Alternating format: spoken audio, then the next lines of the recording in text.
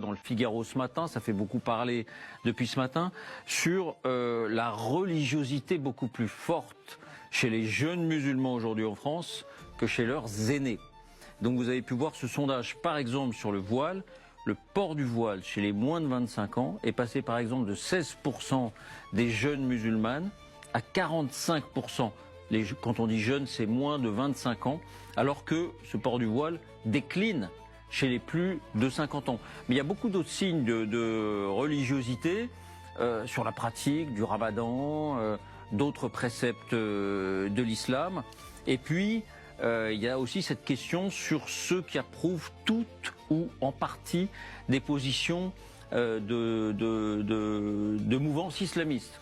Alors c'est les tablirs, les salafistes, les frères musulmans. 19% en 1998, 38% aujourd'hui. Donc il y a visiblement un mouvement vers le... je ne sais pas comment appeler ça, c'est pas peut-être pas le rigorisme, mais c'est disons en tout cas une application stricte de la foi chez les jeunes musulmans.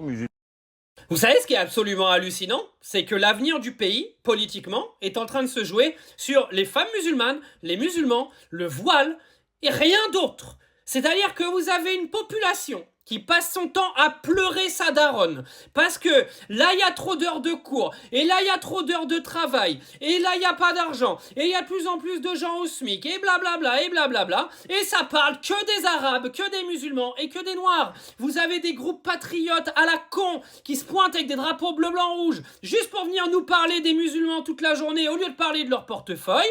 Vous avez des gens qui ont transformé ce pays en idéologie islamophobe et qui vont absolument rien changer au quotidien des autres, qui eux n'ont rien demandé à personne, et qui se retrouvent avec des salaires de merde, qui peuvent même pas payer de la bouffe à la fin du mois. Vous êtes en train de vous battre dans le vent.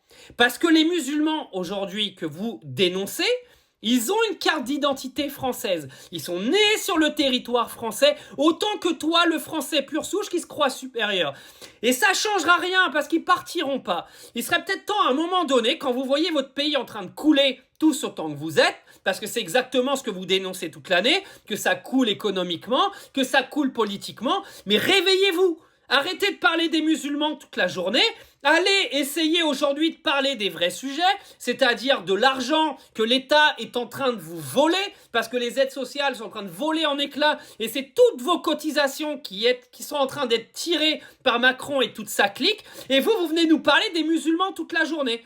Alors juste un truc, venez pas chialer vos races quand votre pays va se transformer en guerre civile, que vous allez plus avoir un rond, parce que vous vous battez pas pour vos porte-monnaies. Vous êtes en train de vous battre pour vos idéologies de débiles. Vous allez dans la rue avec des drapeaux bleu, blanc, rouge pour venir dire c'est nous les blancs les meilleurs, alors que aujourd'hui il faut défendre vos porte-monnaies. Mais ça vous l'avez pas compris. De toute façon si vous l'aviez compris, la France aurait fini comme le Népal, vous auriez retourné le gouvernement. Mais pour ça il faut avoir des boules, et pour ça il faut se battre pour les bonnes causes.